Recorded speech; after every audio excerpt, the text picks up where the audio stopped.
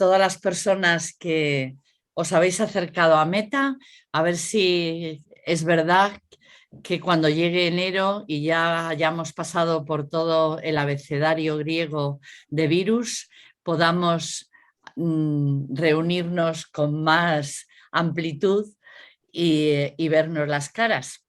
Y también a todos los que estáis ahora en Zoom. Yo solamente unas palabras sobre Ramón del Castillo, que es profesor de Filosofía Contemporánea y Estudios Culturales en la UNED y además vicedecano de Investigación y doctorado en la Facultad de Filosofía, con lo cual le agradezco muchísimo que haya sacado este rato para estar con nosotros, porque está bastante ocupado, no solo por su trabajo en la UNED, sino por todas las demás cosas que tiene alrededor, ¿no? Él es historiador de las ideas en el mundo angloamericano y ha publicado numerosos análisis sobre las contradicciones de pensadores tanto socialdemócratas, liberales como anarquistas. Es uno de los traductores de Trotta y de Paidós. Por ejemplo, tradujo a Fred Jemensen y le hizo prólogo y traducción a Terry Eagleton, que sabemos que es uno de los que ahora Metalibrería tiene mucho público. Y bueno, ha dedicado en los últimos años a estudiar las visiones de la naturaleza y de la historia de filósofos deambulantes. Por eso sus libros tienen títulos curiosos. Por ejemplo, Filósofos de Paseo en Turner en el 2020 y también ha trabajado sobre las ilusiones del urbanismo ecológico y la ecología.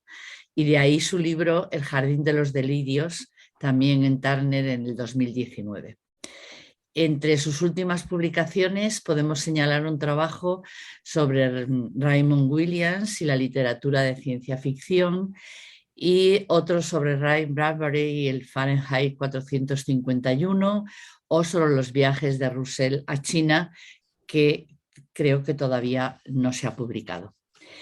También ha dedicado trabajos al humor filosófico y bueno, en el libro de Roldegen de la filosofía del juego como vida tiene un artículo sobre Wittgenstein y su relación con las bromas. Y también en el Atlas de las emociones políticas, que aparecerá el próximo año en Trotta, tiene la voz sátira risa. Como veis, la filosofía, la ciencia ficción, los detectives, los sueños, todo esto es un totum en la obra de Ramón. Así que tenemos muchos campos para hablar esta noche. Pues muchas gracias, Ramón, por tu tiempo. Te escuchamos.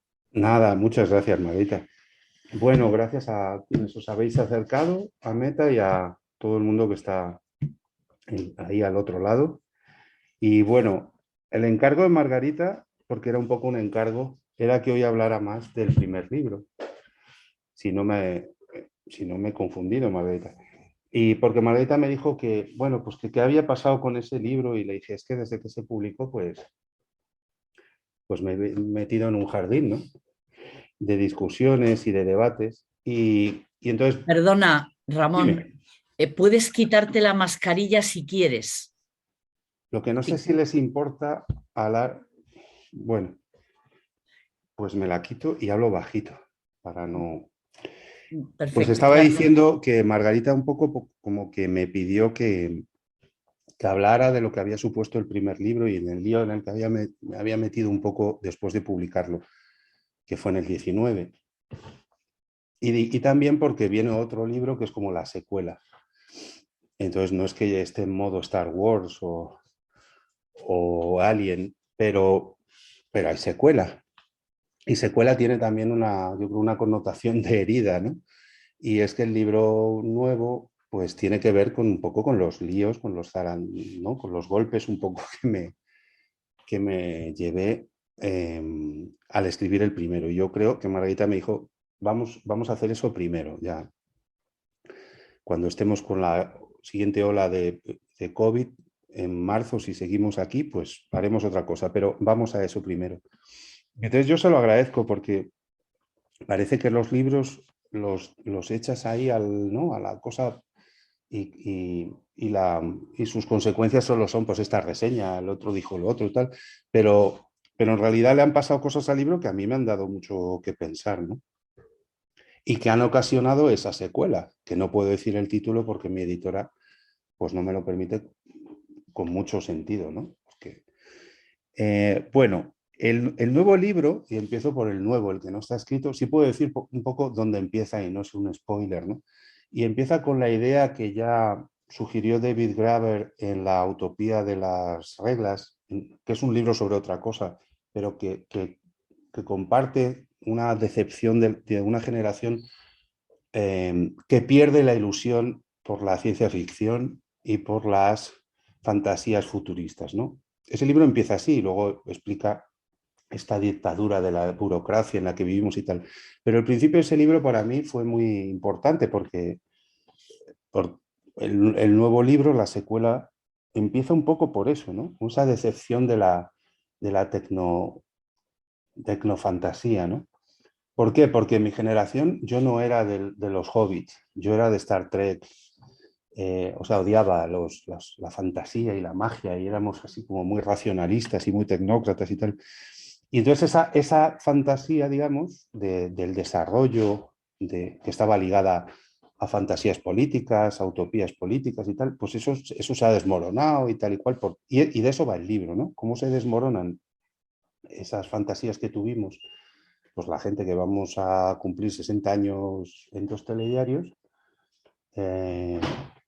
y que tiene que ver esa decepción con una cosa que está pasando ahora, y es que se han vuelto a poner de moda, por decirlo de algún modo, o es una necesidad, o se ha convertido en una necesidad volver a hablar de una forma muy global del futuro, ¿no? O sea, como que después de que quedó un poco en descrédito esto de los grandes relatos y las grandes narraciones, ahora solo hay grandes narraciones, ¿no? Narraciones sobre el futuro del planeta o sobre su falta de futuro, narraciones sobre la humanidad, sobre la especie, sobre ¿no? las eras geológicas y tal. Bueno, eso es el principio del libro. Y en ese libro, que también lo comentaba con Gaby Martínez, el escritor este verano pasado, yo era más de Carl Sagan que de Rodríguez de la Fuente. O sea, a mí Rodríguez de la Fuente me daba miedo, ¿no? Me parecía... Y Sagan me caía bien, era más popero, más. Y luego tuve la suerte de ir a Cornell y ver cómo estaban preparando todo el tema de la exploración espacial. Y me aficioné al Voyager, ¿no? Y he dado muchísimas conferencias sobre el Voyager, sobre el disco de música que lleva el Voyager más exactamente. Y luego acabaré con eso. Bueno, esto es un poco un pequeño spoiler. El libro va a empezar por ahí, pero ¿qué tiene que ver con el primero? Bueno, una de las tesis del primer libro, del Jardín de los Delirios, y su subtítulo era Las ilusiones del naturalismo. Entonces, ilusión tiene en nuestro idioma dos significados. Es una cosa que nos entusiasma, pero también una cosa que nos engaña, ¿no? Un espejismo y una fantasía. Entonces, el naturalismo ahí significaba las cosas que nos hacen, ¿no? Que nos entusiasman y a la vez las que digamos, nos pueden, ¿no? engañar, ¿no? Y el naturalismo para mí era una cosa de estas. ¿Y qué era el naturalismo?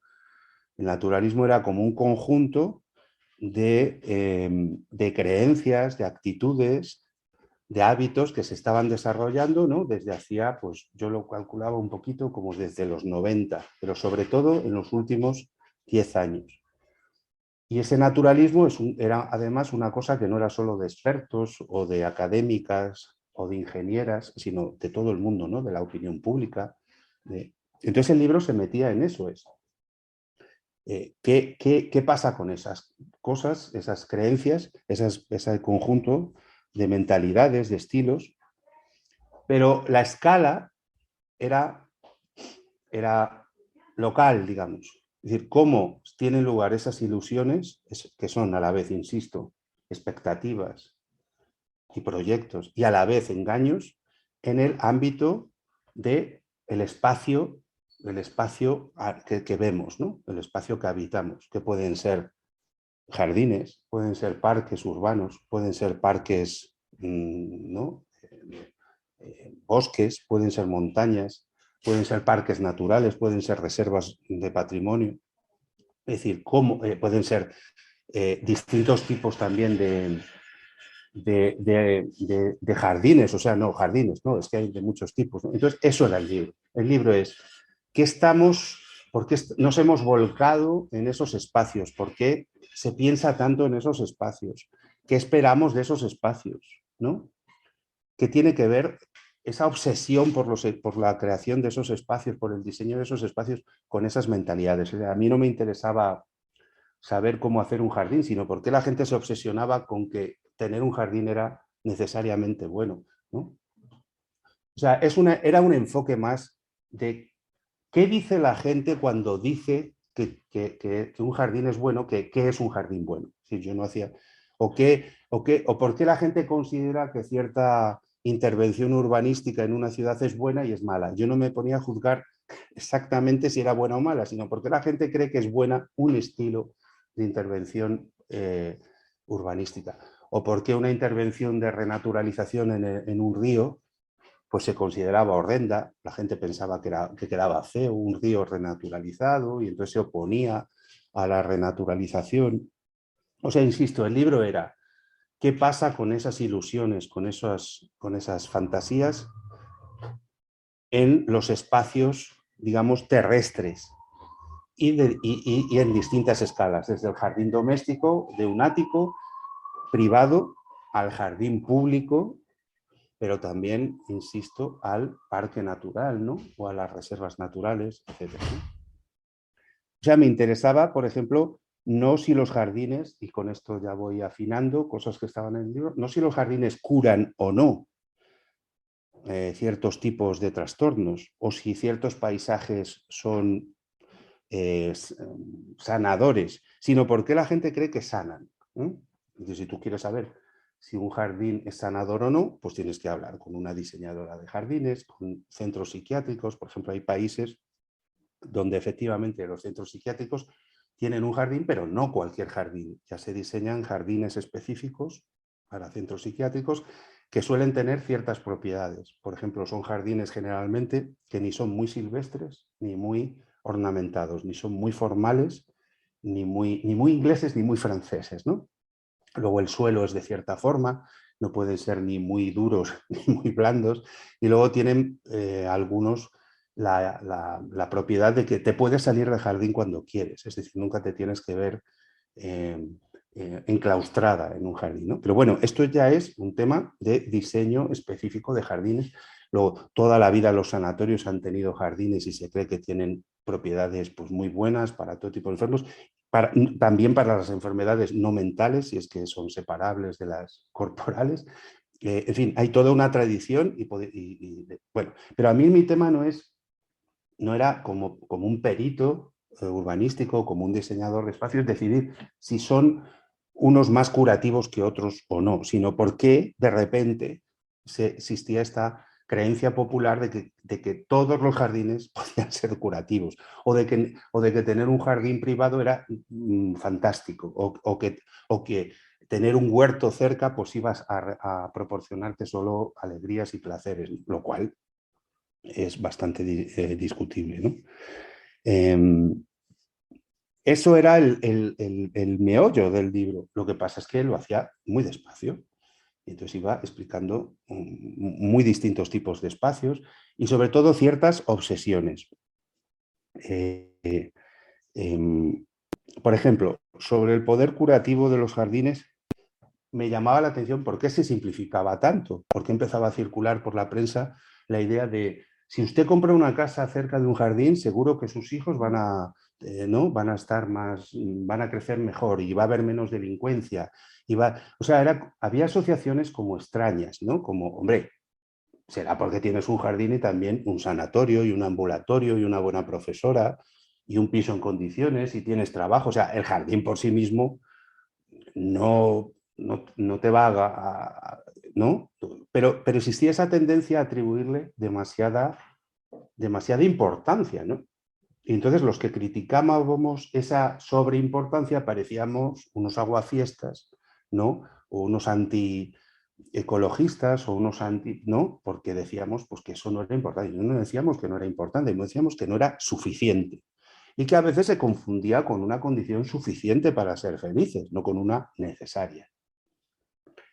Entonces es cierto, los jardines pueden ayudar e insisto, si se pueden hasta diseñar de ciertas formas, ojalá se diseñaran de ciertas formas adecuadas a cada entorno, a cada parte de la ciudad, a las necesidades de la población, etcétera. Pero no es así, luego se fabrica de una forma de bote y con muchos intereses de por medio, etcétera, ¿no?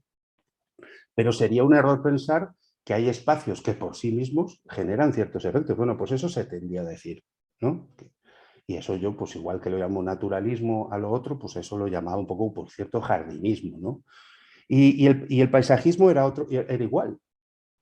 Jamás se ha confundido tanto el paisaje con la naturaleza. La gente empezó a decir, estar en contacto con la naturaleza es sano, pero luego te decían lo que llamaban naturaleza y era estar contemplando un paisaje, ¿no? Básicamente. Y es normal, porque la tradición pues ha sido esa, ¿no? Desde el romanticismo, pues es una idea bastante contemplativa del paisaje, de buscar ciertas perspectivas, de la soledad, o sea, hay toda una tradición cultural, tampoco hay que avergonzarse, pero eso no es estar exactamente en contacto con la naturaleza, es darse un paseo, ¿no? Y además un paseo seguro, porque si empieza a ser muy inseguro, ya no te gusta tanto la naturaleza y genera, o sea, era inconcebible para mí cómo se ignoraba toda esa tradición que explica nuestros gustos naturalistas. Pero se hablaba del naturalismo como una cosa espontánea, como una cosa natural. Esta era mi crítica. El naturalismo no tiene nada de natural, es una cosa cultural, es una cosa histórica y de por aquí. O sea, no es en todo el mundo igual, y además no es una cosa que comparta todo el mundo, ¿no? Y parecía que el que no apreciaba ahora las virtudes sanadoras de la naturaleza, pues era una desviada, ¿no? Pues una urbanita que le gustan las librerías y los cafés, y entonces pues está podrida porque, ¿no? Pues claro, por eso tiene depresiones la gente, porque no va al campo. Ya empezaban a simplificarse mucho las cosas y el libro iba a eso, ¿no? A por qué estamos simplificando esto, ¿no? Y sobre todo eso, ¿por qué estamos diciendo que es natural que nos guste la naturaleza? Esto fue uno de los debates en los que me metió el libro a fondo, ¿no? Y insisto, entrar en contacto con la naturaleza en muchos de estos ejemplos era entrar en contacto con una postal. Bueno, ojalá una postal o un cuadro, es que vivimos en la sociedad del espectáculo, o sea que era todavía peor. Y esto es muy importante en el libro, ¿no? Que era el crecimiento exponencial del paisaje espectacular, ¿no? O sea, es que ya tampoco valía cualquier paisaje. El paisaje tiene que ser una cosa de la hostia, ¿no? O sea, tiene que ser, pues, ¿y por qué? Bueno, porque somos una cultura que empezó con las pinturas, ¿no? Con los cuadros, luego con la fotografía, pero se inventó una cosa que es el cine, ¿no? Y de aquel invento, pues hemos llegado al 4K, al HD, a los drones, al National Geographic, a la pantalla gigante, a la inmersión, como dicen ahora. Parece que antes no estábamos inmersionados, no sé. Parece que ahora solo te puedes inmersionar, como dicen, en la realidad virtual. Si lees un libro no te inmersionas, por lo visto. Si lees una frase, la cabeza no se inmersiona en nada, ¿no? Ahora resulta que te ponen los cuadros de el Jardín de los Delirios del Bosco y te inmersionas en el cuadro. Entonces, cuando lo veíamos en el Museo del Prado de chicos, veíamos gilipollas, no nos metíamos en el cuadro, ¿verdad? Estábamos inmersionados pues, en la calefacción del Museo del Prado, que era buena, por cierto.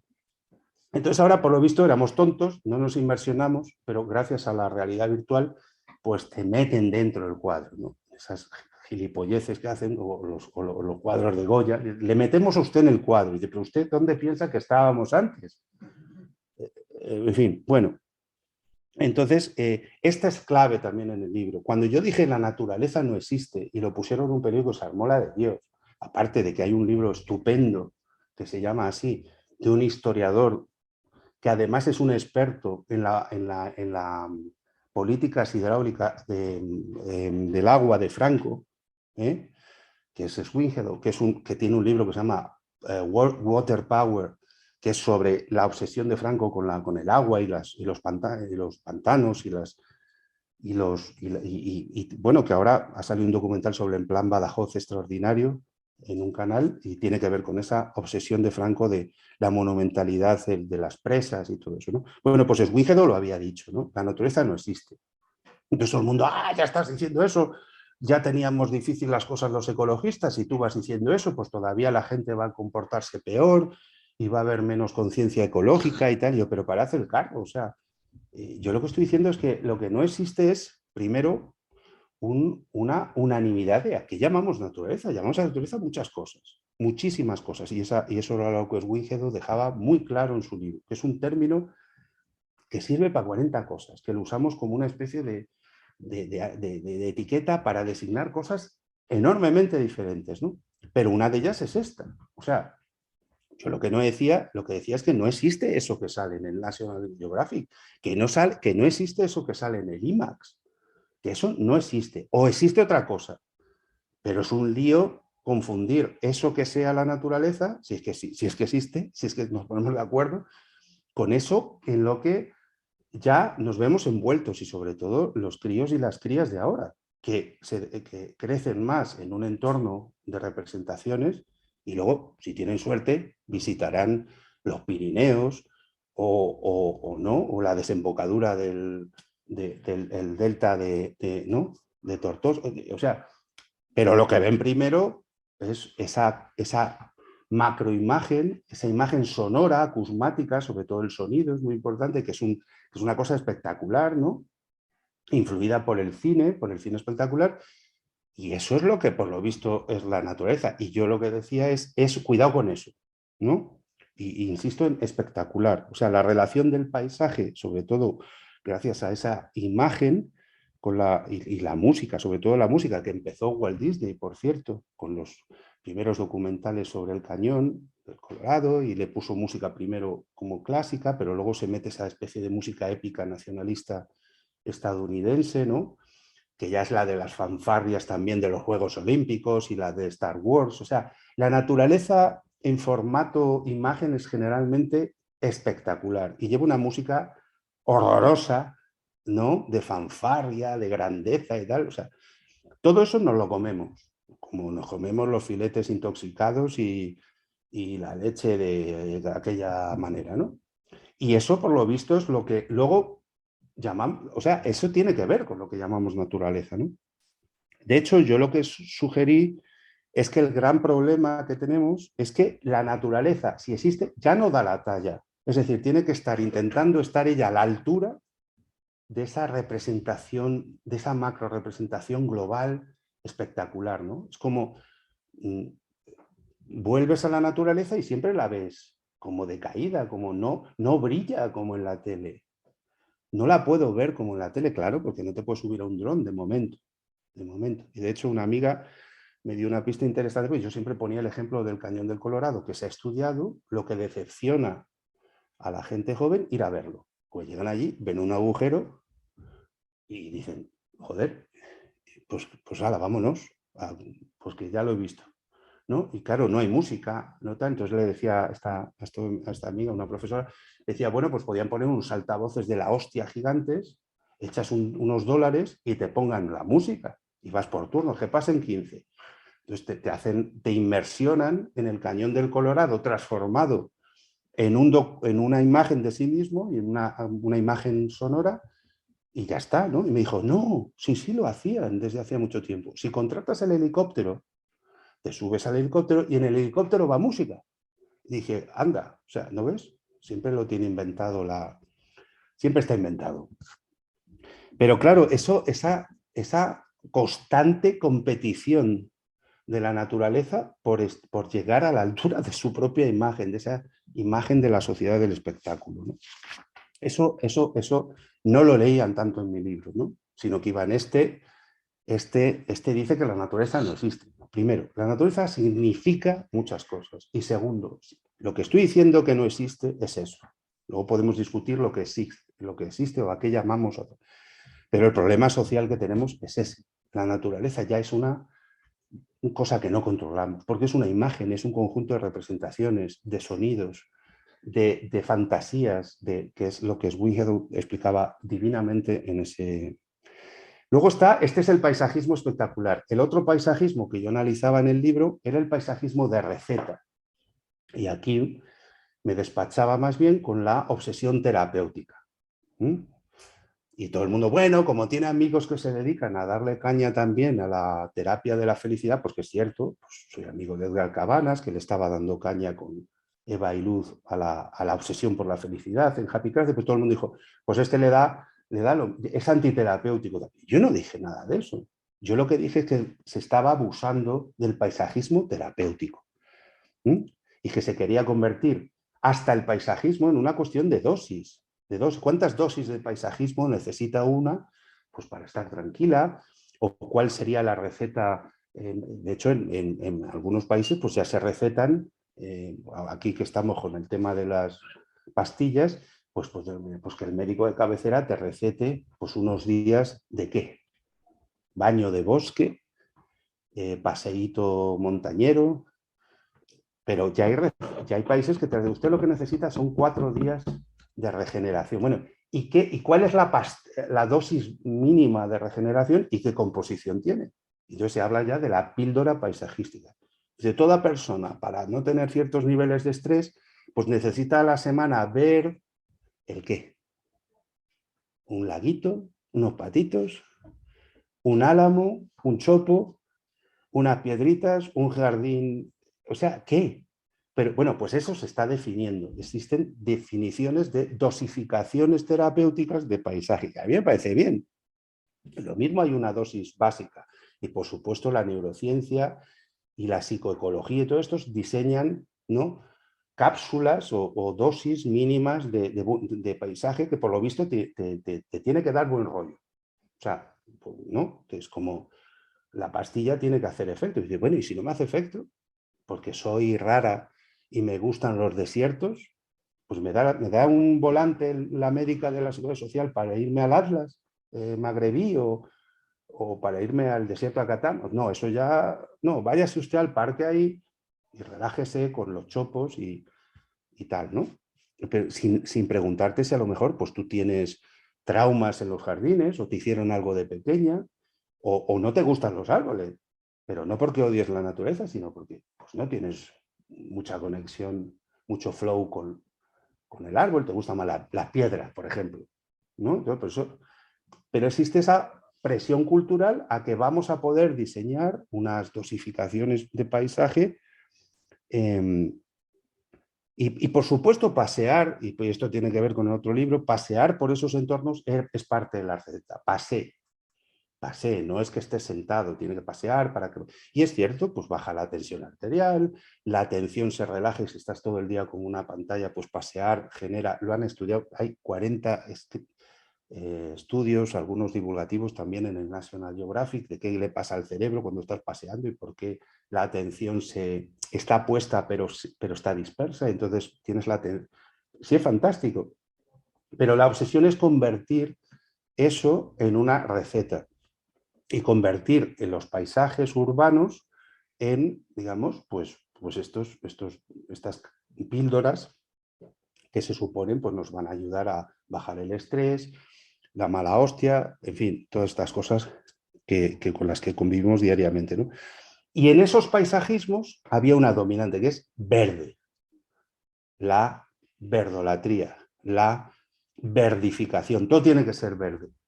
¿Y por qué?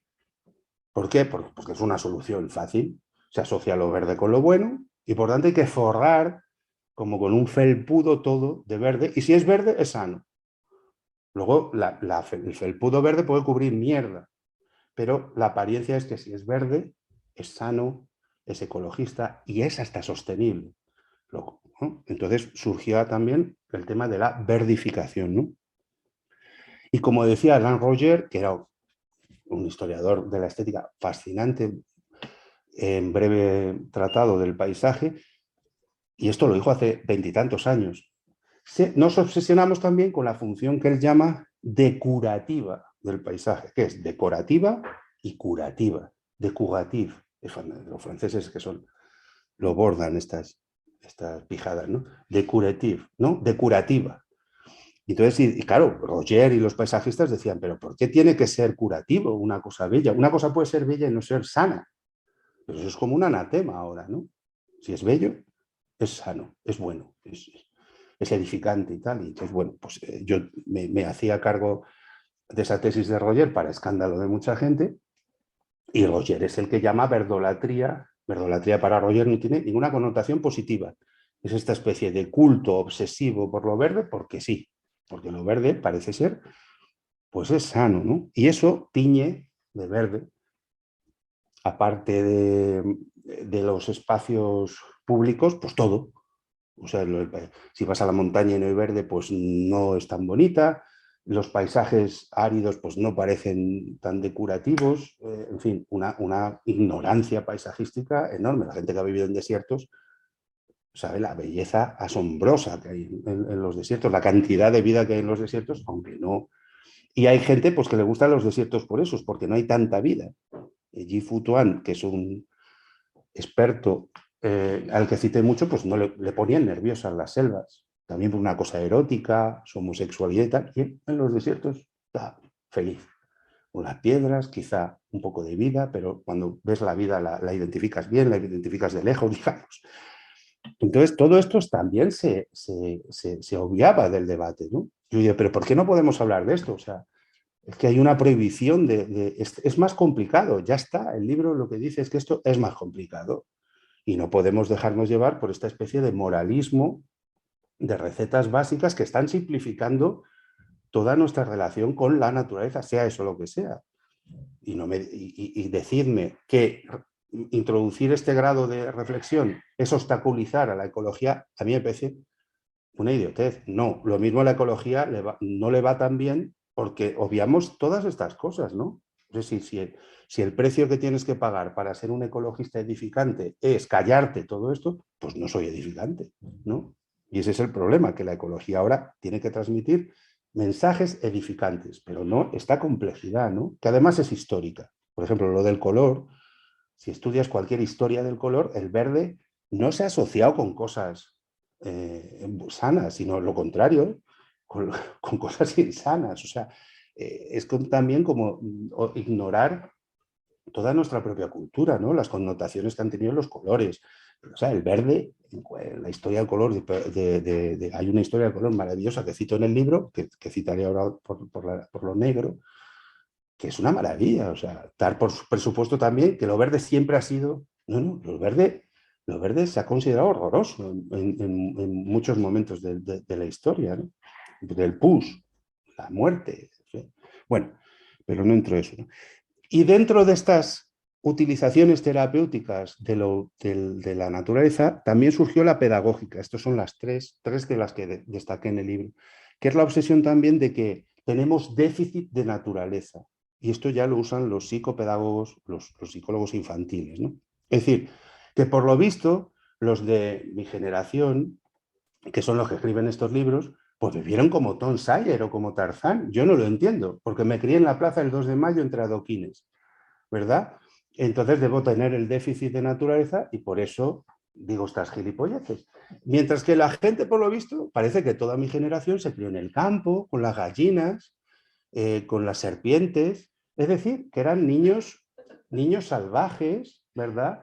Y que deben ser mejor persona que yo, porque se criaron con la gallina, los patos, las vacas, y entonces los que nos criamos en ciudad, pues claro, estamos ya, no tenemos rehabilitación posible. Y además en la Plaza del 2 de Mayo nos metimos de todo, o sea que somos pues gente poco rehabilitable, ¿no?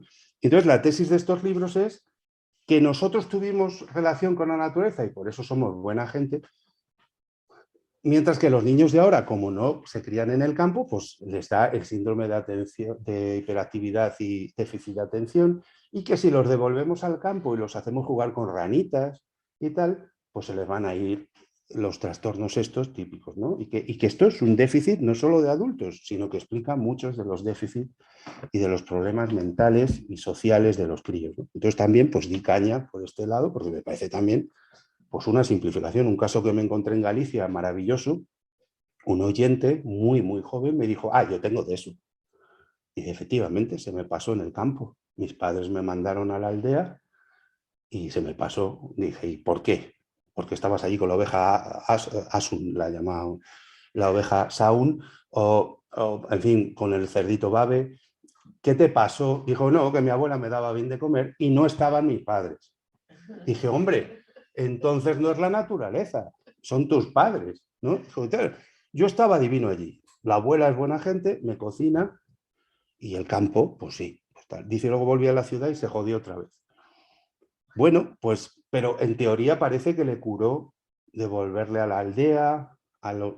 Son cosas mucho más complicadas, ¿no?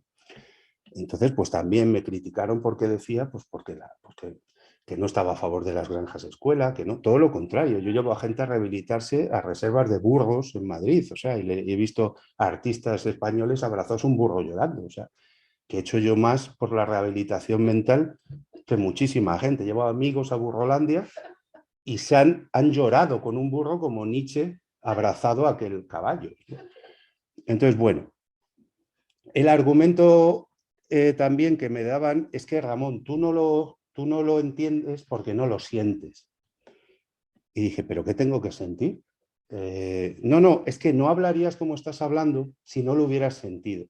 Si tú hubieras sentido el flow y la conexión con Madre Tierra, pues entenderías de qué sentido. Bueno, ¿y quién ha dicho que tú tengas un criterio incorregible para saber cuándo se está en conexión con la Mama Patch, ¿no? o con Gaia o con Madre Tierra? Perdóname, pero a mí me han pasado cosas flipantes en el campo. O sea que, aunque sea de Malasaña y de adoquín, ¿verdad? ¿Quién ha dicho que yo no pueda tener ciertas experiencias? Pero el argumento es, no, es que si las tienes no puedes decir lo que dices. Claro, es un argumento que ¿qué le vas a decir? Cualquier cosa que le digas vuelve a reprocharte que lo dices porque no lo sientes, ¿no? Entonces, a mí esas competencias de quién tiene el sentimiento más puro o quién tiene el sentimiento recto y cuál el desviado, casi poco más o menos te viene a decir, eres un desviado. Porque si sintieras lo correcto o lo que debes sentir ante ciertas situaciones o en determinados contextos, pues no dirías lo que dices, luego si no, eres un desviado, ¿no? Un desviado naturalista, ¿no? Porque se supone que debe haber una reacción espontánea, ¿no? Y natural y obvia ante ciertas cosas. Luego, pues sí, sería un desviado, ¿no? De la norma naturalista, ¿no? Pero no, pues a mí me han pasado cosas debajo, o sea, he sentido cosas cuando he visto el cielo, o en alta montaña, o en bosques. Como decía Oliver Sacks, antes de morirse, pues si me muero preferiría que el último se pareciera a un cielo de esos. Pues sí, te puedes, yo pensar en el mar, pues morirse lo mismo es como echar a nadar, meterte como en esa cosa. Si has buceado, pues, en fin, que me pasan mis cositas, oye, que insisto, aunque tomamos de todo Malasaña, vamos al mar y sentimos cosas, ¿no? Bueno, pero también me pasan cosas chungas, ¿no? O sea, yo me he perdido en la montaña y no mola. Y sé de gente que se ha matado en la montaña y no mola. Y te baja una tormenta y bajas de allí, pero vamos, o sea, buscando, o sea, quiere decir que no sé qué relación tiene la gente. La poca que yo he tenido me ha sobrecogido también, me ha acojonado y me ha impresionado. Y entonces esto, cada cual, pues no sé qué contacto ha tenido con la naturaleza, ¿no? Y a mí me ha atemorizado, ¿no? Y el mundo orgánico, bueno, pues el mundo orgánico hay cosas que no me gustan nada, o sea, comprendo lo de las piedras. Hay cosas en el mundo orgánico, o por qué las plantas deben provocarnos respuestas. A ver, las plantas son complejísimas. O sea, las plantas, si lo piensas bien, son aliens. O sea, que sí, yo cuido mis jazmines y mi rollo, pero, en fin, vuelvo a lo mismo. Me parecía una simplificación también decir esto, ¿no? Que es que si no lo sientes, no lo puedes entender, ¿no? Bueno, yo sí, primero sentimos todos y todas lo que sentimos. No hay una norma, una norma que dicte qué hay que sentir ante ciertas cosas, ¿no? Pero, por ejemplo, el estudio de las plantas me desconcertó muchísimo Mancuso, que fue un autor del que yo aprendí algunas cosas, pero me empezó a molestar que empezara a decir cosas como que el matrimonio es más razonable porque las plantas, hasta las plantas, se juntan de los tocones, los árboles vivos se injertan en los tocones muertos, y que el matrimonio, y que Darwin también prefería el matrimonio y que lo justificó, y tiene 2 libros comparando la decisión de Darwin de casarse con la forma de colaborar entre plantas. O sea, yo decía, pero si cuenta cosas maravillosas sobre las plantas, ¿por qué quiere sacar tantas lecciones moralistas del comportamiento de las plantas, como si la observación del mundo de las plantas nos dictara normas de comportamiento humano? Y entonces habla del Parlamento como que es cierto, somos animalistas en el sentido de animalicéntricos, y que en el fondo si las decisiones humanas las tomáramos como en un Parlamento donde las plantas, que son mayoritarias, hay más plantas que animales, ¿no?, tomaran la palabra, pues sería otro tipo de... O sea, yo no comprendía toda esa batería de metáforas y símiles de Mancuso, que me lo he traído por si alguien dice que no es verdad, lo tengo aquí marcado, se lo leo. Esas metáforas también, estás leyendo sobre tocones e injertos. O sea, el injerto no es una cosa humana, las plantas se autoinjertan, se meten unas dentro de otras y estás aprendiendo cosas, y de repente te sale esta especie de ética en la que es como una falacia vegetalista, ¿no?, en la que de la observación del mundo de las plantas sacamos normas para la convivencia humana, o normas que van a regenerar nuestra decadente sociedad porque ya no nos sabemos comportar parlamentariamente ni comunitariamente, y entonces las plantas nos van a dictar una nueva forma de organización, ¿no? Yo esto no lo entiendo, y lo puedo explicar con más detalle si Margarita tiene el valor de invitarme otra vez. En algún momento, claro, yo he ido a hablar de gente que es que esto le parece una orientación. Yo preferiría que los seres humanos siguiéramos orientándonos por normas humanas, no por normas vegetales, ¿no? Suponiendo que eso sean normas, porque son observaciones científicas, unas discutibles, otras observaciones de Mancuso sobre la no competitividad entre plantas son muy discutibles. O sea, bueno, pero eso era el primer libro. Un poco resumido, es todas estas cosas que a mí me parecía que había que hablarlas más y generar espacios de debate donde haya tiempo para debatir todas estas cosas y no salir simplemente con la ética verde, ¿no? La ética verde, y la política está podrida, y hay una forma de ética inspirada por la naturaleza que es más, ¿no?, que puede dictar normas a la política, que es esa asquerosa forma de organizarnos a nosotros mismos. Pero sí, nos inspiramos en las plantas y en otras cosas, y en los animales, y en las cosas, pues encontraremos una forma de organizarnos más bonita, más pura y más digna que la jodida política humana, que es un lodazal de vanidades humanas y tal y cual. Esto era el... Entonces, ¿qué pasa con el siguiente libro? Pues que amplió la escala. Es así, tampoco no soy una persona original, más bien soy pesado que original, ¿no? Entonces digo, vamos a darle una vuelta a esto. Entonces, la vuelta que le puedes dar es, vamos a ampliar la escala. Resulta que ya no solo se está difundiendo esta obsesión con los espacios abarcables, ¿no? Con parques, con parques naturales, son como santuarios también, ¿no? También los jardines, los parques, y si ampliamos la escala y vamos a una escala más macro que micro, ¿no? Más macro espacial que microterrestre, ¿no? Y eso es un poco la idea del libro. ¿Por qué? Porque también, desde que yo publico el libro en el 19, empiezo a documentar formas de hablar del planeta y del cosmos, donde empiezo a detectar una obsesión parecida.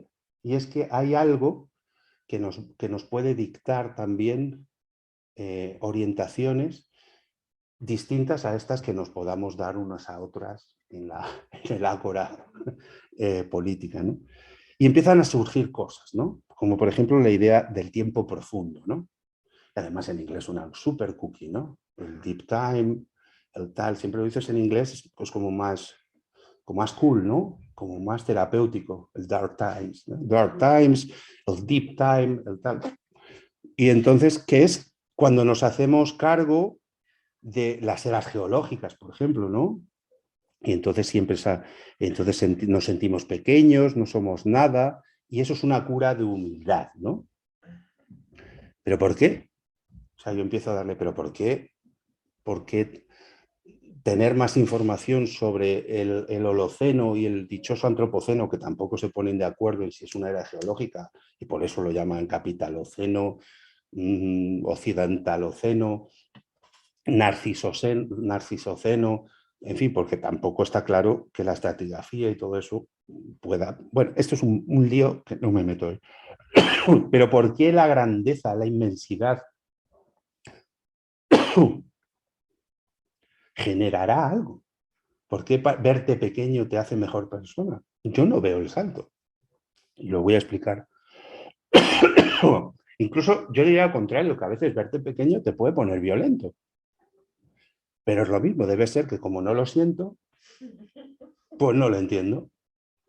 Y siempre me pueden decir eso. Ramón, la prueba, no lo ha sentido. Los argumentos es que es infalible. ¿No ves? La estás cagando otra vez, Ramón. Estás diciendo eso porque no te has sentido chiquitito en la inmensidad del deep time, de las eras geológicas. No somos nada, Ramón. So what? Bueno, pero esa relación con el tiempo, claro, yo me pregunto, ¿y ha sido siempre igual? Pues otra vez, ¿qué pasa con la historia y las culturas? O sea, también es un dogma de nuestra época defender la diversidad. Joder, si defendemos la diversidad, entonces aceptemos que hay diversas formas de entender la relación con el tiempo profundo. O sea, ¿ahora qué pasa? Que no hay culturas diferentes, que todas hemos tenido la misma relación con las piedras, con la era... La geología, hay geología en todo. O sea, a mí también, a mí me parecía un problema que estemos defendiendo la diversidad, pero para temas de naturaleza no hay diversidad. La naturaleza es la misma, la de todos. La de una tribu del Amazonas, la de una trabajadora china limpiando microchips en el interior de China, la de una trabajadora oculta en Filipinas limpiando algoritmos. O sea, todo el mundo se pone de acuerdo, por lo visto, en qué es la naturaleza. ¿Pero cómo? O sea, por globalizados que estemos, por capitalizados que estemos, también siguen existiendo por ahí tradiciones culturales mezcladas y lo que quieras, pero no podemos hablar de el tiempo profundo de todas, o no sé, o las... bien, o la ciencia, o la relación con la ciencia, pues esto de la geología tampoco todo el mundo le importa tanto, ¿no? Puede haber alguien que le dé igual las eras geológicas y le importa muy poco que el Holoceno sea esto, en fin.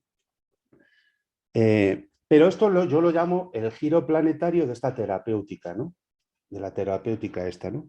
La conexión con el mundo no humano figura pues cada vez más. Conectarte con algo que no sea humano. Esta obsesión por encontrar algo sobrehumano, más grande que lo humano, como que lo humano da asco. Entonces, busquemos algo que no es humano y eso quizá nos regenere como humanos, ¿no? Entonces, primero eran los jardines, luego los parques, luego la naturaleza y ahora ya, pues el cosmos. A ver si el cosmos nos da la cosita para salir de esta mierda, ¿no? Y entonces está este giro planetario o cósmico de la terapéutica, ¿no? Y esto ya es libro nuevo, esto es spoiler, que se quede grabado, Margarita. Entonces, empiezan todas estas cosas con también los grandes cañones, el cañón del Colorado, los desiertos de Arizona, Nebraska, y habéis visto No Man's Land, o el libro, que lo tendrás, Margarita, País Nómada, ¿no? Todas estas cosas que se empieza a decir es que, aunque son pobres y tal, cuando encienden el fuego por la noche, que no tienen tierra, pero ven el cielo estrellado, se ven conectados con algo cósmico, ve salir unos huevos de golondrina, me parece, mientras va con la barca y tal, y entonces se flipa con tantos huevos de golondrina y eso... Eh, eh, me parece que visita un parque natural en Dakota del Sur. En fin, yo no me acuerdo porque la película no me gustó y el libro lo tengo a medio leer. Pero todo ese lugar de que en esos lugares, o mirando a ciertas cosas, porque empiezan a salir las estrellas, y esto es con lo que voy a acabar la charla, observando o colocándote en ciertos enclaves, y ya estamos con los enclaves, en ciertas posiciones, en ciertos lugares, surgirá también de manera espontánea, y subrayo espontánea, ese sentimiento de pequeñez humana, ¿no? De pequeñez no tuya, no es que tú te vas a morir, eso lo tenías claro antes, sino de la especie. O sea, no somos nada. Cuando dicen no somos nada, no quiere decir no somos nada los del cuarto B, sino no somos nada la especie, ¿no? Entonces, es que no somos nada. Es que comparado con esta movida y todas esas estrellas y las eras geológicas, no somos nada, ¿no? Pasamos por aquí como por un fin de semana, tal, no sé qué. Toda la historia de la humanidad y te hacen esos dibujos que te ponen desde que surge el universo y lo dividen, ¿no? En muchos cuadrados y te dicen, el último cuadradito de aquí, eso es la historia humana. Todo lo demás es la historia natural y tal. Tú dices, oh, tal, ¿no? Y tal. Pero ¿qué te pasa? O sea, ¿qué hay que sentir? Yo pregunto, ¿qué hay que sentir cuando hay que sentir esto? Porque la ética que se nos está dando es que esa conexión con el tiempo geológico, con el tiempo profundo, con el tiempo cósmico, que no hay quien joder lo entienda, pero por lo visto se conecta uno con él, porque hay muchas teorías sobre qué es eso, ¿no? Pero bueno, por lo visto hay una forma de tener una experiencia, y esta es la palabra fetiche que quiero sacar, que podría contrarrestar todo ese antropocentrismo, todo ese egoísmo que podría, ¿no?, civilizar, no sé, es una paradoja lo que estoy diciendo, no sé, que podría atemperar esa arrogancia humana, esa prepotencia humana, esa obsesión con ser dioses, ¿no? Jolín, el salto es fuerte, ¿eh? Que de estar ahí en el campo viendo la Vía Láctea a que pares el capitalismo, a mí me faltan pasos. Pero por lo visto, bueno, volvemos a lo mismo, el error es mío. Aunque sea de manera indirecta, bueno, pues se supone, no sé, que eso regenera y si lo sientes, sigues a Greta Thunberg, ¿no? Ya estás en la manifestación y ya estás enganchado, ¿no? Entonces, yo creo que es más complicado y vuelvo a lo mismo. También me han dado cosita viendo el cielo. O sea, no soy raro. Pero de ahí a que eso sea una fuente, ¿no?, tan importante para que acabemos con el capitalismo, pues no me salen las cuentas, ¿no? Y hay mucho escrito, por cierto, sobre No Man's Land. Manolo Arias Maldonado publicó 2 textos en la revista de libros muy curiosos sobre esto, hablando del antropoceno, os lo recomiendo, ¿no? Manolo y yo en cosas no estamos de acuerdo, ¿eh? O sea, no estamos de acuerdo. Y recomiendo el texto de Manuel Arias Maldonado. Están muy bien esos 2 textos sobre No Man's Land. Entonces, claro, la dificultad es todo ese rollo de me conecto con los océanos del tiempo, con los infinitos. Todo eso son muchos pasos hasta la política. Y a lo mejor tenemos un problema tan grave que no podemos esperar hasta que nos dé el achuchón cósmico experiencial. O sea, si la situación es tan grave, pues habrá que tomar medidas, aunque no nos... Pero esperar tanto de una especie de renovación existencial, de una especie de renacimiento, que lo dice la izquierda ecologista, la izquierda de origen marxista, está diciendo ahora que esto de la ecología necesita una conversión espiritual. Pues yo no lo veo.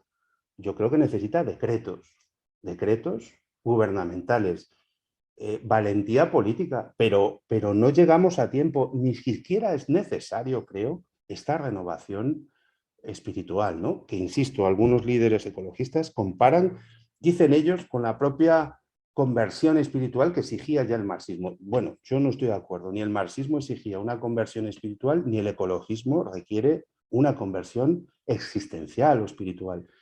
Hay clics, hay cambios, pero yo no los llamaría, yo no los compararía con una especie de conversión religiosa, los compararía con otro tipo de cambios, ¿no? La pregunta es esa, en caso de que tengas conexión con esos tiempos profundos, cosmos maravillosos y tal, ¿por qué vas a sentir, no sé, por qué vas a tener emociones políticas? O sea, lo mismo te angustias, ¿no? También te angustias, es lo mismo. Si, ¿no te angustia eso también? no entiendes también que se le pueda dar la espalda, vivir de espaldas al cosmos, ¿no? Pues es razonable, o sea, es demasiado grande. Entonces puedes decir, mira, hagamos como si, ¿no? Esto no estuviera ahí, ¿no? O sea, pero no surge tampoco la inferencia desde el abismo planetario a la reconvicción política o a la renovación política o a la reactivación política o a la ética o que te hagas mejor persona o que te hagas más consciente del desastre ecológico. Hay muchos pasos y esos pasos generalmente tienen un nombre, se llaman educación. Claro, entre visitar una montaña por la noche para ver estrellas y tus actitudes políticas está la educación y la cultura. Entonces, claro, ese es el problema, ¿no? Que sigue siendo una cuestión cultural. Si no te educan en ciertos valores, no sientes esas cositas en las montañas. No es cierto que sean espontáneas. Solo si se te educa de cierta forma, vas a reaccionar así al cielo. Y esto parece ya, pues que jodido la película, ¿no? Porque dirán, pues si es cultural, ya no es natural, luego está contaminado, ¿no? Pero solo en ciertas culturas y gracias a un montón de valores y de otras cosas que no son el cielo estrellado, puedes sentir, y es necesario quizá, que sientas ciertas cosas en los cielos, ¿no? Yo las he sentido además perversamente también, en compañía de una astrónoma. Entonces eso ya no es tan espontáneo, porque es científica y entonces ya te cuento unos rollos que son un cuento flipante, buenísimo, pero es un cuento, no son tus sentimientos. Igual que cuando vas al bosque, pues si vas con una amiga botánica, la película es otra, ¿no?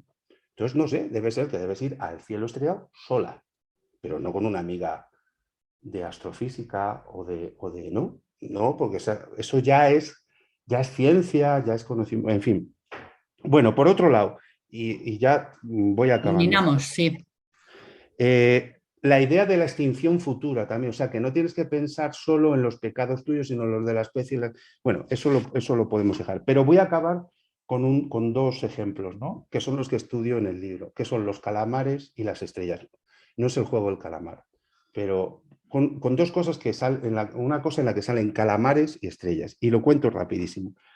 Jonathan Crary, en el libro maravilloso 24x7, o sea, 24 horas, 7 días, ya sabéis que es una historia de por qué no quieren que durmamos, ¿no? Porque el sueño está condenado a desaparecer, porque no es rentable que pasemos tantas horas durmiendo, y menos que soñemos. Es un libro maravilloso, o sea, yo no sé cómo no se lee más.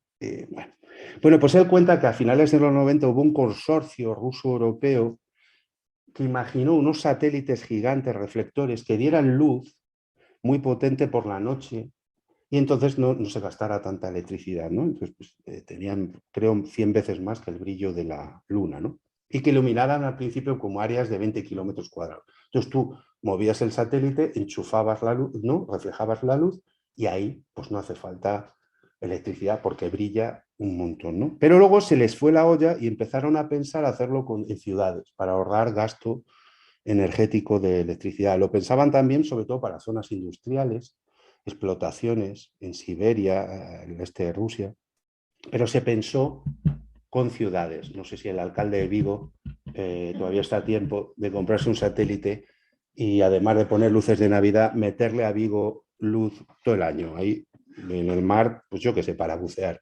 Bueno, algunos astrónomos, ¿no? Pues dijeron que era una locura porque iba a perjudicar, curiosamente, pues el tema de la observación. Es cada vez más difícil observar y por eso lanzan telescopios fuera para ver, porque es que ya desde aquí se ve poco, ¿no? Pero sobre todo hubo reacciones de ambientalistas que denunciaron, pues claro, las consecuencias para los animales, para las plantas y para los seres humanos, pues porque con la ausencia de alternancia de los ciclos de noche y día y tal, pues se interrumpen, ya sabéis, los patrones de la melatonina, se te va todo, ¿no? Pero también, y aquí viene el tema, y este es el gran ejemplo que uso, para que veáis que una cosa razonable se convierte nuevamente en una mercancía y en un objeto más de consumo, ¿no? Pero muchos dijeron que no, que además de todo eso, que es que le jodía la vida a los animales, a las plantas y a la gente, es que el cielo despejado era un bien común de la humanidad. Y de hecho, en el 70 y algo, la ONU reconoció, la ONU no me acuerdo, ahora lo tengo, reconoció el derecho de las generaciones venideras al cielo despejado, a tener hecho a ver el cielo. Eso está en una carta pues hubo protestas de que eso, de que el cielo era un bien común de la humanidad y al que todo el mundo tenía derecho a acceder, ¿no? Y que la capacidad de experimentar la oscuridad de la noche y observar de las estrellas, Leo, era un derecho humano básico que ninguna empresa o ningún proyecto podía anular. Claro, decía que en caso de que fuera un derecho, ya estaba violado. O sea, en el planeta ese derecho está fundamentalmente ya violado, ¿no? Entre otras cosas porque la mitad de la población vive ya mitad de la población mundial vive ya en ciudades, bueno, esto lo dijo en el 13, ahora es más. Y en las ciudades ya vemos poco entre la boina de contaminación y la contaminación lumínica, el cielo, ¿no? Bueno, entonces se crearon movimientos internacionales a favor del derecho a la oscuridad, el negro. Ahora no vamos al verde, vamos al negro. El color dominante en mi nuevo libro es el negro, en el otro es el verde. Y claro, pero aún así los ingenieros decían que perder la oscuridad era un pequeño precio comparado con el gasto que se ahorraba en nucleares, en eléctricas, etcétera, ¿no? Entonces, bueno, podías pensar, bueno, si es más barato, iluminamos muchas zonas y luego, igual que se hacen jardines, ventanas que salen a un jardín, pero es falsa la ventana, pues podemos hacer ventanas falsas con una noche con lucecitas, ¿no? Aunque esté iluminado fuera. Bueno, lo que Crary decía es que esa forma, claro, tiene que ver con eso del tiempo profundo, ¿no? ¿Por qué? Porque el tiempo que corresponde a un espacio permanentemente iluminado, un mundo sin oscuridad, es el del consumo. Por eso el título del libro 724 y no 24-365, porque eso te da todavía la idea de que hay tiempo y que durante 365 días podía pasar algo. Mientras que la abstracción del 24 por 7 da que es un tiempo sin tiempo. O sea, que siempre está abierto, pero que no pasa nada. O sea, ahí ya no hay ni progreso, ni desarrollo, ni nada. No era muy astuto el título y lo aclaro. ¿Por qué? Porque en un 24 por 7 iluminado, pues se decreta la absoluta disponibilidad de todo. Es como el levantarte a medianoche, pues, ¿no? Pues es la idea del consumo. Tiene que haber luz todo el rato porque todo el rato estamos consumiendo, ¿no? Luego se consume todo el tiempo. Bueno, pues en las necesidades artificiales, que es este libro de un autor que escribió antes otro que elogié bastante, que es Razmik Keohane, las necesidades artificiales, escribió uno anterior que se llamaba La naturaleza es un campo de batalla, pues dice lo mismo, pero añade algo muy interesante. Y es que la cantidad de luz que echan las ciudades no desconcierta ya a las aves migratorias, que a veces se ponen a volar alrededor de focos de luz, o a los insectos, sino que están incidiendo ya en el tema del sueño, ¿sí? y en temas graves de... ¿Por qué también? Por el color azul, que es el otro que sale en mi libro, que es el de las pantallas. Entonces, todo el tema del color, de la gama de azules de las pantallas, de los móviles y tal, y la ausencia de el negro del cielo por la noche, ¿no? Todo ese lío es el que analiza en las necesidades artificiales Razmik Keohane.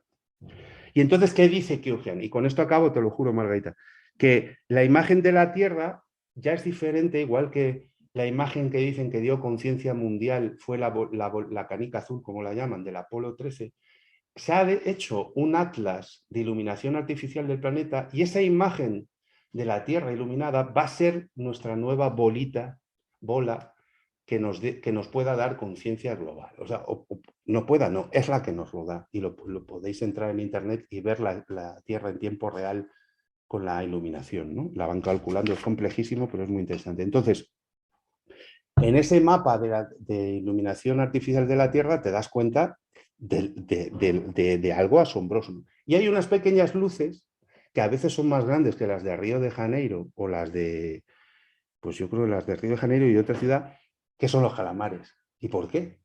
Porque para cazar calamares en todo el mundo se usan unas bombillas acojonantes de halogenuro metálico, bueno, las hay, que dan tanta luz para que los calamares vayan a la luz para cazarlos, que se ven esos focos de luz en las costas y a veces son más potentes que la luz de las propias ciudades, ¿no? Entonces, de ahí viene el chiste con los calamares.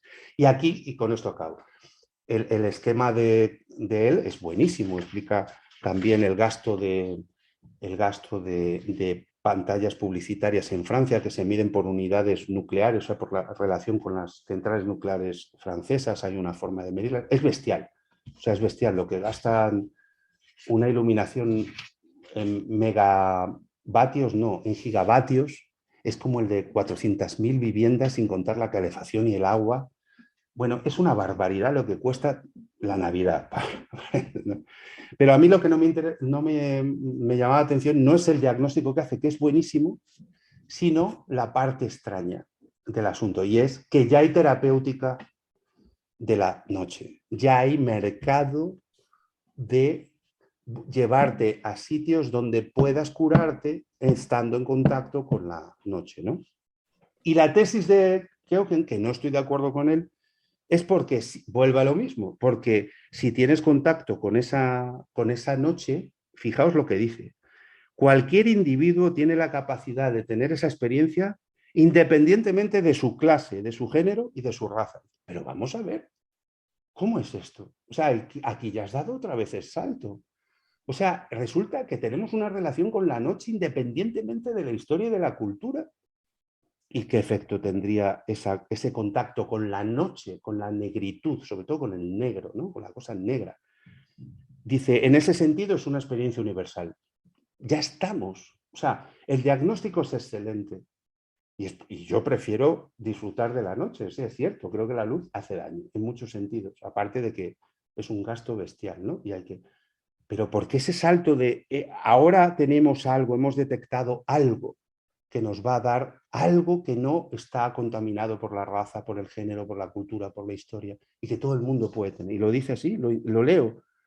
Desde los orígenes la humanidad observa el cielo y es su gran experiencia existencial. Pues yo creo que pasaron mucho miedo cuando miraron, pero bueno.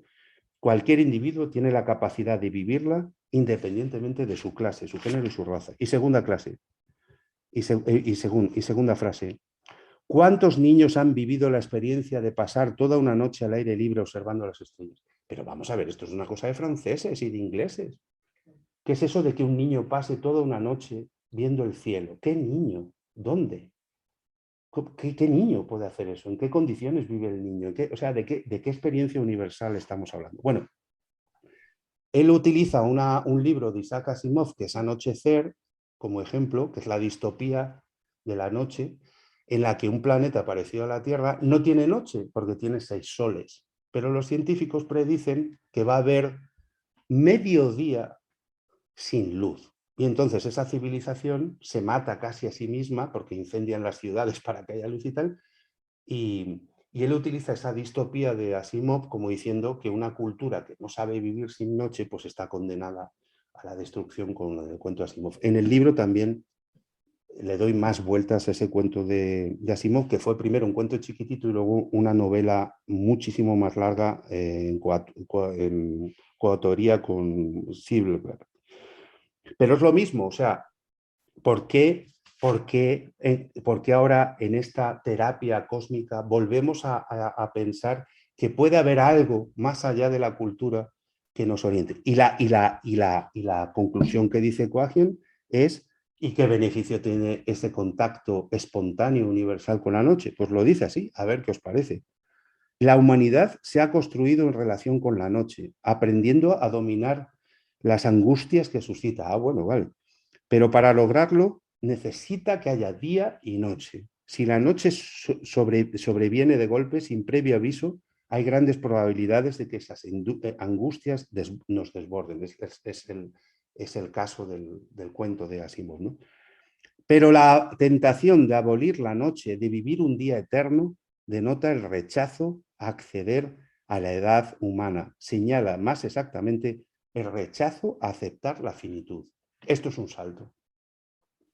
Que la noche nos asegure o nos inculque el sentido de finitud, esto no es universal, esto no es automático y no sé por qué, después de un análisis tan bueno, los analistas del tema, vale. Y luego, la mercantilización de esto es muy sencilla. Se están protegiendo montañas en el mundo, por ejemplo en Suiza, porque se está patrimonializando el atardecer. ¿Y por qué? Porque a la gente le gusta cada vez más esquiar de noche. Y para esquiar de noche tienes que iluminar las pistas mucho. Entonces, en algunos parques en Suiza, el Estado protege la luz que da en el pico de una montaña con fines turísticos. ¿Por qué? Porque atrae el atardecer, es como en el Naranjo de Bulnes. Tienes que proteger de luz una montaña para que el turismo vaya a ver atardecer en la montaña, ¿no? Y a eso lo llaman parques de noche, igual que hay ya parques de estrellas, igual que hay Yellowstone o Yosemite, tal, hay parques de estrellas. Entonces, con esto acabo. Este es el problema, de nuevo, como el otro. Tenemos un problema, el de la noche, el de la electricidad, el de la iluminación, el del consumo, el del capitalismo insomne. Pero inmediatamente ya tenemos la mercantilización con fines terapéuticos y turísticos, porque el turismo se supone que también nos sana, nos hace descansar y tal, que tiene que proteger artificialmente la noche, ¿no? O incluso los rayos de sol que dan en un pico, ¿no? Frente a otra empresa turística que es la iluminación como la de los calamares, ¿no? Como la explotación de calamares, pues la explotación de las pistas de esquí requiere demasiada luminosidad. Bueno, pues tienes que apagar las pistas de esquí para consumir el otro paquete turístico que es el atardecer de una montaña. Bueno, no puedo hablar de la Tour, así que me invitas otra vez, Margarita. Te invito otra vez, pero si te moderas. Sí, bueno, es la primera vez. La segunda Vale. suele ser peor. Entonces, no he contado lo de la Tour, pero me invitas otra vez y lo cuento. Y vale, yo te invito otra vez para que lo cuentes. Yo creo que, bueno, que has dado muchísimas preguntas como buen filósofo, más que respuestas, pero me parece interesante lo que has dicho de que hay entre la experiencia que nos proponen y parar el capitalismo, hay todo un recorrido, ¿no? Mi pregunta ¿es que se quiere parar el capitalismo? Porque yo creo que justamente todo lo que tú has propuesto es para no parar el capitalismo, ¿no? Entonces, bueno, como es un poco tarde, si la gente que está en la librería quiere hacerte alguna pregunta, pues estupendo. Y si no, quedamos emplazados para la próxima. de todos modos, se me ha ido la hora. Pensé que teníamos más. Que Sí, no me acordaba a qué hora no acabábamos. pasa nada. Pero si hay gente en la librería que quiere preguntarte algo o simplemente acabamos y podéis charlar tranquilamente. ¿Vale? Sí, de todos modos, si alguien por Zoom quiere preguntar algo, que Sí, me... no me han dicho nada, no me han puesto nada en el chat. Entonces, Eduardo Abril dice, si partimos de esa idea, perdona, si partimos de esa idea de que la naturaleza no existe, o más bien de que la naturaleza es lo monstruoso, incluso la noche, algo siempre a escala no humana que ha intentado ser domesticado, podemos pensar que al domesticarlo a través de una representación que la convierte en un ídolo, una representación ante la que la realidad nunca está a la altura, también podemos pensar que lo monstruoso reaparece en su representación fetichista. La pregunta es, ¿bajo qué forma puede aparecer lo monstruoso de la naturaleza en esta representación fetichista? Tal vez en un cierto autoritarismo naturalista que trata de dictar pautas de un nuevo hombre natural. Al fin y al cabo, este naturalismo que hace de la naturaleza un ídolo prescribe una ética. ¿Dónde nos lleva esa ética? ¿No puede desembocar eso en una ética y una política que esconda también un modo de dominación? Madre mía. Y espera. En fin, Luego decís que hablo esto yo mucho. creo, Bueno, yo no, creo, pero solo una cosa, conectando con lo que tú has dicho, Margarita, es que quizá lo monstruoso sea el capitalismo. Entonces tienes razón lo que dice Eduardo, pero no creo que la ética esa sea lo más monstruoso. Es una salida, pero yo creo que Margarita ha sacado lo otro. Es que no se quiere, es que lo monstruoso es lo otro, lo que parece que no hay forma de parar. Y es fácil decir, es un monstruo fuera externo, ¿no? Entonces yo creo que lo monstruoso es parar el otro. Es verdaderamente monstruoso. No veo tan monstruoso eso. Sé por qué lo dice Eduardo, creo que lo entiendo, pero no hay tanto algo monstruoso, sino demasiado cándido, ¿no? Claro, no sé, angelical. Otra cosa que lo angelical y lo monstruoso. Pero lo que me parece que es demasiado angelical, ¿no? Pero si hay algo monstruoso, yo creo que es lo que dice Margarita. Dice, por eso, si es que no se quiere parar. Luego esa monstruosidad de que, y luego apagarán las luces de otra cosa para que veamos otra, porque eso es lo que no hay forma de, no parece que haya forma de parar, ¿no? Eso yo creo que es lo fundamental, ¿no? Y el decrecimiento o estas todavía ideas. Por ejemplo, una cosa que no parece funcionar y que está alimentando reacciones que yo no comparto es que una solución de esto sería el catastrofismo o la colapsología, como dicen escritores franceses. Entonces tampoco parece que esté funcionando, ¿no? Que sería una especie de apocalipsis, ¿no? Quizás si pasara algo muy gordo, algo muy monstruoso, pues reaccionáramos, pero no. El problema de este problema, lo ha dicho Margarita, es que no se quiere parar. Luego el problema es todo el tiempo que pasa. Que es muy lenta la destrucción, no que pase algo terrible, ¿no?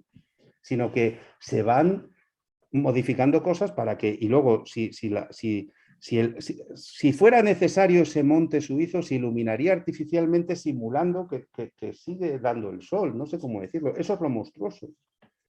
Eso es lo que Margarita yo creo insistido, que es que, y por eso yo he dicho, es más difícil imaginar el fin del mundo que el fin del turismo. El turismo es lo monstruoso, esa obsesión con proporcionar experiencias. Y el segundo monstruo para mí es las terapias.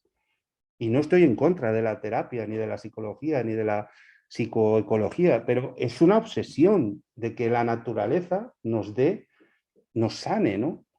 Es otro mercado capitalista, es otro problema. Esto es otra parte del monstruo que ha dicho Margarita. vamos creando mercados para poder consumir y así mantenerlos. Yo estoy convencida. Oye, muchísimas gracias. Voy a cerrar aquí y bueno, dice José Manuel que me interesaban las reflexiones sobre Latour. Bueno, a ver, Pues que no leo bien. la Bueno, siguiente. Bueno, solo diré que Latour, lo que único que diré de Latour es que no se le debe leer fuera del contexto de otras muchas cosas que se están diciendo en Francia y de esta obsesión. Latour cree que hay que competir en el terreno de las narrativas, porque estamos en un momento de muchas, o sea, han vuelto los cuentos, han vuelto las grandes imágenes del mundo. Entonces, lo que contaré si Margarita se atreve a invitarme otra vez, es que Latour está ahí, está compitiendo en esa nueva ebullición de imágenes del planeta, imágenes del mundo, ¿no? Más que del cosmos, porque su teoría es que la imagen del cosmos ya no es tan interesante, tan importante. Tenemos que centrarnos en la imagen de la Tierra, de la pelota, del planeta, ¿no? Y porque esa fantasía del infinito crecimiento no es solo una metáfora económica, también es una metáfora metafísica, es una metáfora epistemológica. Pensábamos que el universo era infinito, que el conocimiento era infinito, que todo era infinito. Y la gran narrativa de Latour es cuidado, volvemos a la cosmovisión finita. Estamos en una pelota, estamos en una pelota viviendo. ¿Qué hacemos? Esto no da de sí, ¿no? Y el globo no es lo mismo que la Tierra. El globo es una fantasía, la Tierra es la Tierra. Es un planeta chiquitito, delimitado, ¿no? Y solo diré eso. Si te atreves, Margarita, pues en el año bueno, que viene pues lo intento. bueno, me atreveré para el próximo año y que tú te deshagas un poco de trabajo académico que tienes suficiente. Da igual, todo el mundo tiene. Muchas gracias Pero bueno, por invitarme. Muchas gracias a todas las personas que habéis estado participando y sobre todo a ti, Ramón, Nada, no, por compartir tu tiempo y tus conocimientos. Hasta Nada, pronto. a ti, Un muchísimas abrazo. gracias. Un abrazo.